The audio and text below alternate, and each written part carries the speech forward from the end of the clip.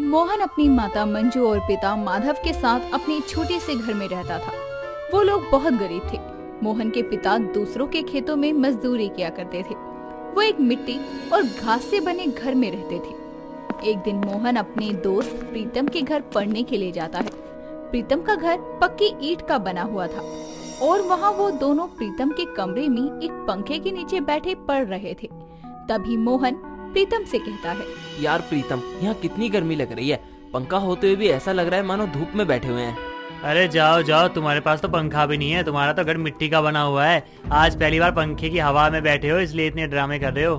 अरे प्रीतम, सच बोल रहा हूँ, हमारा घर मिट्टी का बना हुआ है, इसीलिए वो बहुत ठंडा रहता है। हमें तो पंखे की भी जरूरत नहीं होती। अच्छा, हमारा घर तो पक्का बना हुआ है, लेकिन हमारा घर तो कभी ठंडा नहीं होता, जबकि हमारे घर में एसी लगा हुआ है। हमारे मिट्टी के घर में तो अगर पानी भी छिड़क दिया जाए तब तो एसी से भी ज्यादा ठंडक हो जाती है। अच्छा, मुझे तो विश्वास नहीं होता तुम्हारे मिट्टी का घर इतना ठंडा हो सकता है। अच्छा, तो तुम खुद मेरे घर चलकर क्यों नहीं देख लेते? हाँ हाँ चलो, आज तुम्हारे घर जाके देखते हैं तुम सच बोल रहे हो या झूठ। मोहन प्रीतम को लेकर अपने घर जाने लगता है, जहाँ कुछ देर में दोनों मोहन के घर पहुँच जाते हैं और मोहन प्रीतम को घर के अंदर लेकर जाता है। घर के अंदर घुसते ही प्रीतम को बहुत ठंडक महसूस होती है, जिसके बाद मोहन प्रीतम से कहता है, क्यों प्रीतम, है ना मेरा मिट्टी का घर ठंडा? कहा था ना मैंने। हाँ हाँ मोहन, तुम सही कह रहे थे यार, तुम्हारा घर तो बहुत ठंडा है, वो भी बिना किसी एसी कूलर के। रुको प्रीतम, मैं तुम्हारे लिए मिट्टी के मटके से पानी लेकर आता हूँ, तुम पीकर देखना कितना ठंडा होता है। हाँ मोहन, जरूर। मोहन प्रीतम के लिए मिट्टी के मटके में पानी लेकर आता है और प्रीतम उसे पीकर मोहन से कहता है, अरे वाह मोहन, ये तो सच में बहुत ठंडा है और इसमें एक बहुत प्यारा भीना भीना टेस्ट भी आ रहा है। हाँ, और तुम्हें पता है मटके का पानी हमारी सेहत के लिए भी कितना अच्छा होता है। फ्रिज का पानी हमारी सेहत के साथ साथ पर्यावरण के लिए भी खराब होता है। हाँ मोहन, तुम सही कह रहे हो। मैं भी अपने घर जाके अपने माता पिता को मटके का पानी पीने के लिए बोलूंगा। ठीक है मोहन, अब मैं अपने घर चलता हूँ। प्रीतम इतना कहकर अपने घर चला जाता है। ऐसे ही दिन बीतते हैं। एक दिन मोहन के पिता माधव बाजार से जलेबियाँ लेकर आते हैं और मोहन से कहते हैं, अरे मोहन बेटा, ये ला जलेबियाँ और इन्हें ले जाकर घर में किसी कील पर टांग दो, वरना पिछली बार की तरह बिल्ली ले जाएगी। पर पिताजी, अपने घर में तो कोई खूंट भी नहीं है जहाँ मैं इसे टांग सकूं। तो बेटा कोई कील दीवार में ठोक लो और इन जलेबियों को उन पर टांग दो। ठीक है पिताजी। इतना कहकर मोहन दीवार में कीले ठोकने के लिए चला जाता है कि तभी माधव को अंदर से कुछ गिरने की आवाज आती है और माधव भागकर अंदर देखने के लिए जाता है तो देखता है कि कील ठोकने की वजह से दीवार पर ज्यादा जोर लगा, जिस वजह से मिट्टी की दीवार गिर गई। ये देखकर माधव कहता है, अरे ये क्या कर दिया तूने, तो पूरी दीवार ही गिरा दी। पर पिताजी, मैं तो कील ही ठोक रहा था, दीवार मिट्टी की थी इसीलिए कमजोर होने की वजह से गिर गई।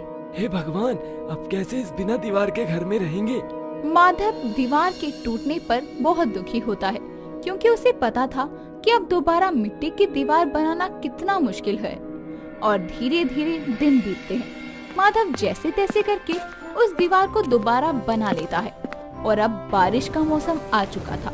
मोहन का घर कच्चा होने की वजह से उसमें बारिश के समय पानी टपकता था, जिससे मोहन और उसके माता पिता को रहने में परेशानी होती थी। ऐसे ही एक दिन बहुत जोरों की बारिश होती है कि तभी मोहन बाहर से भागता हुआ घर आता है और अपनी माँ मंजू से कहता है, अरे माँ, ये घर का क्या हाल हो रखा है? पूरे घर में पानी पानी कैसे भरा हुआ है? बेटा, इतनी तेज बारिश हो रही है और अपना घर मिट्टी का बना है, इसलिए उसकी छत टपक रही है। माँ, अगर बारिश में ये घर ऐसे ही टपकता रहा तो हम कहाँ रहेंगे? बेटा, मैं भी यही सोच रही हूँ, ऐसे ही घर टपकता रहा तो कहीं मिट्टी गीली होकर इसकी दीवारें गिरने न लगे। हे भगवान, मुझे तो डर लग रहा है, अब क्या करेंगे हम।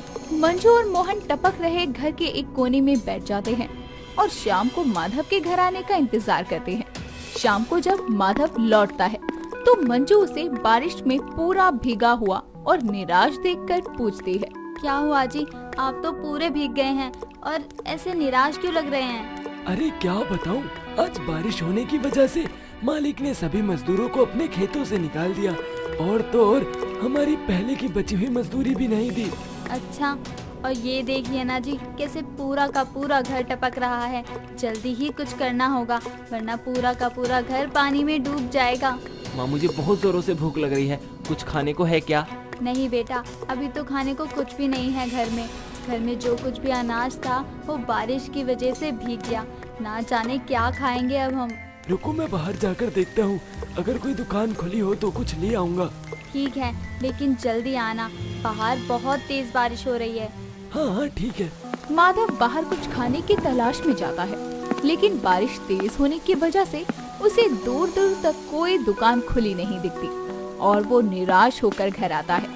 घर आकर माधव मंजू से कहता है, बाहर तो कुछ भी नहीं मिला खाने का, सारी दुकानें बारिश की वजह से बंद पड़ी हैं। अरे कोई बात नहीं, अभी के लिए मैंने अपने पड़ोसी के घर से लाए भुट्टे उबाल दिए हैं, अभी उन पर नमक लगाकर खा लेते हैं। फिर कल तक शायद बारिश रुक जाए तो घर का पानी निकाल कर ही चूल्हा जल पाएगा। हाँ पिताजी, मैं और माँ खा चुके हैं, आप भी खा लीजिए। माधव, मंजू और मोहन भुट्टों से अपना पेट भरते हैं और घर में पानी न टपकने वाली जगह पर खाट बिछा कर सो जाते हैं। सुबह तक बारिश भी बंद होती है। कुछ दिन यूं ही बीतते हैं। एक दोपहर मंजू घर का काम कर रही थी और मोहन घर के बाहर खाट बिछाकर पढ़ाई कर रहा था कि तभी एक औरत आती है और मोहन को एक कागज देकर चली जाती है। मोहन उस कागज को पढ़ता है जिसमें लिखा था कि सभी गरीब लोग जिनके घर मिट्टी के बने हैं उन्हें सरकार की तरफ से 2 लाख रुपए मिलेंगे ताकि वो अपना घर बनवा सके और बारिश के समय में वो अपने पक्के ईंटों के घर में सुरक्षित रहे। ये पढ़ते ही मोहन खुश हो जाता है और भागते हुए अपनी माँ के पास जाकर खुशी से झूमते हुए कहता है, माँ देखो इसमें क्या लिखा है। क्या हुआ बेटा, ऐसा क्या लिखा है इसमें जो तू इतना खुश दिख रहा है? माँ, मुझे ये कागज एक औरत ने दिया है और आपको पता है इसमें क्या लिखा हुआ है? अरे ऐसा क्या लिखा है इस कागज में जो तूने पूरा घर सर पर उठाया हुआ है? माँ, इस कागज में लिखा है कि सभी गरीब लोग जिनके घर नहीं बने हुए हैं उन्हें सरकार की तरफ से 2 लाख रुपए दिए जाएंगे घर बनवाने के लिए। अरे बेटा ढंग से पढ़, पक्का ये कोई झूठी खबर फैला रहा है। अरे माँ, ये देखो, इसमें उस जगह का पता और फोन नंबर भी लिखा है ताकि हम नकली और असली पहचान कर सकें। शाम को जब मोहन के पिता घर आते हैं तो मोहन इस बारे में उन्हें भी बताता है, जिसको सुनकर माधव कहता है, हाँ तुम सही कह रहे हो, मैंने भी अभी अपने साथ काम कर रहे मजदूरों के मुंह से इसके बारे में सुना था और तो और उनमें से एक को मिल भी गए। अच्छा, फिर क्यों ना हम भी इस मुआवजे के लिए अपना नाम दे दें। इसके बाद माधव भी अपना नाम मुआवजे के लिए दाखिल करवाता है। कुछ ही दिनों में उन्हें पैसे मिल जाते हैं जिससे अब वो अपना पक्का घर बनवाते हैं। अब मोहन का घर पक्का था तो उन्हें बारिश में कोई परेशानी नहीं होती थी। सुहाना का रिश्ता अंकित नाम के लड़के के साथ पक्का हो जाता है। शादी के दिन करीब आ रहे होते हैं कि तभी सुहाना अपने फोन में ऑनलाइन लहंगे चेक करते हुए अपनी माँ बीना से बोलती है, माँ, मैं दुल्हन हूँ ना, मतलब मेरी शादी कुछ दिनों में होने वाली है ना। ना ना बेटा, तू दुल्हन थोड़ी है, शादी तो मेरी है। इस बुढ़ापे में अब मेरी डोली उठेगी। अरे शादी की खुशी में बोरा गई है क्या, जो फालतू की बकवास किए जा रही है। क्या करूँ माँ, शादी में 2 हफ्ते बचे हैं और अभी तक घर में रिश्तेदारों नाम की मक्खी नहीं भिनभिनाई है। मतलब कहने के लिए मेरे 4 कजन हैं, 2 गधे और 2 मौसी की बंदरिया। लेकिन मजाल है किसी ने मुझे बधाई देने के लिए भी फोन किया हो। अरे आना तो दूर की बात है, लगता है मेरी शादी ऐसे ही सूखी सूखी निकल जाएगी। हाँ नहीं तो। सुहाना ये सब बोल ही रही होती है कि तभी अचानक से उसके घर की लाइट्स ऑफ हो जाती है और बीना कहती है, अरे ये लाइट को क्या हो गया? माँ, मैंने कहा था ना कि मोहल्ले की बिजली का कोई भरोसा नहीं है, जनरेटर लगवा लेते हैं। अरे अगर शादी में भी ऐसे ही बत्ती गुल हो गई तो अड़ोसी पड़ोसी क्या बोलेंगे। तभी अचानक से लाइट्स ऑन हो जाती है और उसके चारों कजन्स उस पर रोज के पेटल्स उड़ाते हुए बोलते हैं, सरप्राइज होने वाली दुल्हन सुहाना दी, हम ना आए वो भी आपकी शादी में। ऐसा होने से पहले दुनिया में प्रलय ना आ जाए। दी, अरे इतना शांत क्यों हो गई? कहीं हमारे ऐसे अचानक आने से आपको सदमा तो नहीं लग गया? आई थॉट दी फ्रीज हो गई है यार, कोई गर्म पानी लाओ। चुप करो तुम दोनों, तुम्हारी बड़ी बहन की शादी है और 2 हफ्ते पहले आकर कहते हो कि सरप्राइज कैसा लगा। मन तो कर रहा है तुम चारों के कान के नीचे ना एक एक लगा दूं, लेकिन क्या करूं, मेरे ये 2 गधे और 2 बंदरिया इतने प्यारे हैं ना कि इनको मारने का मन ही नहीं करता। अब तो डांट भी खत्म हो गई मेरी, गले लग जाओ आकर। ये कहने की ही देर थी कि चारों आकर उसके गले लग जाते हैं और उनका ये प्यार देखकर बीना बोलती है। वैसे तो मेरी एक ही औलाद है, पर तुम सबको एक साथ देखकर ऐसा लगता है ना कि जैसे मेरे एक नहीं 5-5 बच्चे हैं। ओ मौसी, आपने तो इमोशनल कर दिया। अगर तुम लोग और लेट होते ना तो मेरी बच्ची तो उदास ही हो जाती। मामी आप चिंता मत करो, सुहाना दी के कजिन्स हैं यहाँ पर। अब देखना शादी में क्या रौनक लगती है। और क्या, पूरी शादी में सुहाना और उसके कजन्स ने छा जाना है। हाँ हाँ मेरे जिगर के छल्लो, शादी से पहले तुम बढ़िया सा कुछ सोच लो खाने का और ऑर्डर करो। जिसके बाद सब बैठकर बातें करने लगते हैं और अर्नव ऑनलाइन खाना भी ऑर्डर कर देता है और घर में शादी की तैयारियां शुरू हो जाती है। पांचों कजन्स के बीच शादी में क्या पहनना है के टॉपिक को लेकर गंभीर चर्चा का माहौल होता है। तभी अर्नव बोलता है, मुझे लगता है शादी में मुझे 3 पीस सूट ही पहनना चाहिए। लड़कियां कहती हैं मैं उसमें काफी स्मार्ट दिखता हूँ। जरूर वो अंधी होगी। अबे तेरे जैसा स्केलेटन 3 पीस सूट पहनेगा ना तो बारातियों ने यही कहना है, तूने 3 पीस सूट पहना है या 3 पीस सूट ने तुझे पहना है। दी, मैं तो आपकी शादी में ना नेवी ब्लू वाला लहंगा पहनूंगी। हाँ, जिसमें तू एकदम वाहियात दिखती है ना दी। मैं सोच रहा हूँ। तू सोच ही क्यों रहा है, मत सोच। तू नए कपड़े पहनकर करेगा भी क्या? बहन की शादी में तुझे काम करने से फुर्सत मिलने वाली है क्या? हाँ चुड़ैल, तेरा बस चले तो तू मुझसे कुत्तों की तरह काम करवाए। कोई नहीं बेटा, बुआ को आने दे, सब बताऊंगा। अरे अब तुम सब बस भी करो। अगर तुम सबका हो गया है तो मुझे कोई बता दो कि मैं किस कलर का लहंगा लूं। दी मैं बताता हूँ, आप ना टमाटर जैसा बिल्कुल शाइन करता हुआ रेड कलर का लहंगा लो। बता रहा हूँ, पूरी शादी में किसी की नजर आपसे हटेगी ही नहीं। लो, अबे गधे, शादी में लोग दुल्हन को ही देखते हैं, कभी तो कुछ नया बोला कर। दीदी, आप ना मैरून कलर का लहंगा ही लेना, आजकल ना ये बहुत ट्रेंडिंग में है। नहीं दीदी, डार्क पिंक कलर में लेना। दी, इनकी फालतू बकवास मत सुनो, ये रेड पिंक और मैरून सब बेकार है। आप ना एकदम प्योर व्हाइट कलर का लहंगा लो, जैसा नेहा कक्कड़ ने अपने रिसेप्शन में पहना था। उसकी ये बात सुनकर सभी सड़ा हुआ मुंह बनाकर बोलते हैं, जी, अबे गधे, शादी है, मातम नहीं। अरे बस करो तुम सब, तुम्हारी सुनने बैठी ना तो ले लिया लहंगा, हो गई शादी। मैंने डिसाइड कर लिया है कि मैं चॉकलेटी कलर का लहंगा पहनूंगी। और हाँ, फटाफट से बाकी की चीजों की लिस्ट बना लो और खबरदार अगर किसी की बहस की आवाज आ गई ना। इतना बोलकर वो वहाँ से चली जाती है। जिसके बाद सुहाना, बिंदिया और मोनी के साथ ज्वेलरी की शॉप पर जाती है, फिर खरीदारी करती है। उधर अक्षत और अर्नव केटरिंग और डीजे वाले से बात करते हैं। घर में रिश्तेदारों का आना शुरू हो जाता है और चहल पहल सी होने लगती है। हल्दी का दिन आता है। सुहाना येलो कलर का शरारा पहनकर आती है और सभी उसे एक एक करके हल्दी लगाने लगते हैं। तभी मोनी थोड़ी सी हल्दी लेकर अर्नव की नाक पर लगा देती है और वो कहता है, ओ बंदरिया, रस्मों के टाइम भी तेरी ये हरकतें बंद नहीं होगी। अरे हल्दी तो लगाई है, पोटी नहीं जो ऐसे नाक सिकोड़ रहा है। और वैसे भी दी के बाद तेरा ही नंबर है शादी का। अरे क्यों छोटी छोटी बातों पे चिढ़ता है, जाने दे, छोटी है तेरे से। बुआ कह रही हैं इसलिए छोड़ दिया तुझे, वरना ये इस कटोरी में रखी हल्दी से नहला देता तुझे। ऐसे ही हंसते खेलते सुहाना की हल्दी हो जाती है। अगले दिन मेहंदी होती है।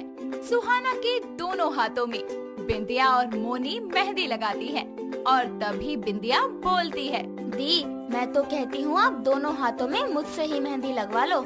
ये मोनी मेहंदी आपके हाथों में कम और अपने हाथों में ज्यादा लगा लेगी।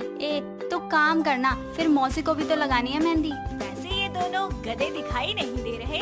अरे दीदी, उनको मेहंदी की खुशबू गोबर की बदबू लगती है, इसलिए मौसी ने एक को सब्जी लेने मंडी भेज दिया और दूसरे को दर्जी के पास भेज दिया सिले हुए कपड़े लेने। वैसे दीदी, कोई बात है क्या? आप परेशान सी दिख रही हैं। मोनी, बिंदिया, माँ, उन दोनों को मत बताना। तुम्हारे जीजू की माँ ने जो मुझे चांदी की पायल दी थी ना, वो मुझसे खो गई है। समझ नहीं आ रहा कि मैं क्या करूं। मैं तो घर से निकल भी नहीं सकती। कल मेरी शादी है और उन्हें बताऊंगी तो वो परेशान हो जाएंगे। मैं क्या करूं? अरे लड़कियों, कितनी सुंदर मेहंदी लगाई है तुम दोनों ने। अरे सुहाना बेटा, क्या हुआ, उदास क्यों है? अरे मौसी, दी कल हम सबसे दूर हो जाएगी ना, इसलिए उदास है, और कुछ नहीं। ये सुनकर बीना सुहाना को गले लगा लेती है। जिसके बाद सुहाना अपने कमरे में चली जाती है और पायल के बारे में सोचती रहती है। तभी उसके चारों कजन्स वहाँ दबे पांव आते हैं और फिर अक्षत पीछे से सुहाना की आंखें बंद कर देता है और मोनी उसके सामने पायल लेकर खड़ी हो जाती है। फिर अक्षत धीरे से उसकी आंखों से हाथ हटाता है और पायल को देखकर सुहाना बोलती है, चांदी की पायल तुम लोगों को कहाँ से मिली? कहीं तुम नई पायल तो नहीं लाए? सही पकड़े हैं। पागल हो तुम दोनों, पैसे कहाँ से आए तुम्हारे पास? मोनी, बिंदिया, मैंने मना किया था ना बताने के लिए। दी, कल आपकी शादी है और आज हम आपको ऐसे परेशान कैसे देख सकते हैं? क्या हम अपनी कजन को उसी की शादी में ऐसे उदास देख सकते हैं? रही बात पैसों की, तो हमने थोड़ी सेविंग की थी, वही खर्च किए हैं। और मैंने इनके पिगी बैंक के टुकड़े किए थे पैसे बटोरने के लिए। तुम सबकी हरकतें देखकर ना बिल्कुल नहीं लगता कि तुम समझदार हो सकते हो। आओ एक जादू की चप्पी दो। तभी सब आपस में गले मिलते हैं और शादी के दिन सुंदर सा लहंगा पहनकर सुहाना तैयार हो जाती है। तभी फोन पर बात करता हुआ अक्षत हॉल में आता है और बोलता है, अबे यार, तुझे कहा ना बारातियों का स्वागत पान पराग से ही होगा, दिमाग में घुस नहीं रहा क्या? जल्दी लेकर आ 2 मिनट में, रख फोन। इतना कहकर वो कॉल कट कर देता है और अर्नब भी फोन पर बात करता हुआ आता है और बोलता है, तुझे कहा ना दी की एंट्री पर दिन शगना द चढ़िया गाना ही बजना चाहिए। क्या बोला? गाना नहीं है? अबे उसकी माँ की क्या कहा? कर लिया डाउनलोड? बहुत बढ़िया। आरती उतारूंगी अब तो मैं। तभी अर्नब कॉल कट करता है और बोलता है, दी आप बहुत सुंदर लग रहे हो सच में। तुम दोनों यहाँ क्या खड़ी हो? बारात आ गई है, जल्दी चलो। वो चारों दरवाजे पर जाते हैं और बीना दूल्हे की आरती उतारकर बारात का स्वागत करती है। और तभी अक्षत बैंड वालों के साथ मिलकर नागिन डांस करने लगता है और उसे ऐसे अजीब से नाचता देखकर विद्या धीरे से बोलती है, यार तुम लोग ना इसे पहचानने से ही मना कर देना। शादी में छाने का प्लान था, पर ये तो छाने की जगह अच्छे से फैल पसर और बिखर रहा है। चलो चलो, इससे पहले कि ये यहाँ आए, हम मंडप की तरफ चलते हैं। सभी मंडप की तरफ जाते हैं जहाँ सारे रीति रिवाजों और रस्मों के साथ सुहाना की शादी हो जाती है। और विदाई के समय सुहाना अपनी माँ के गले लगने के बाद चारों कजिन्स के पास जाती है और रोते हुए बोलती है, मैं तुम सबको और तुम्हारी हरकतों को बहुत मिस करूंगी। मैं तुम्हें छोड़कर नहीं जाना चाहती। ऐसे कैसे नहीं जाओगी? रोज हमारा दिमाग खाती थी, ससुराल जाना है ससुराल जाना है कहकर। तो अब जाओ ना। इतना कहते ही मोनी सुहाना के गले लग जाती है और वो तीनों भी रो रहे होते हैं। जिसके बाद सुहाना कार में बैठकर विदा हो जाती है।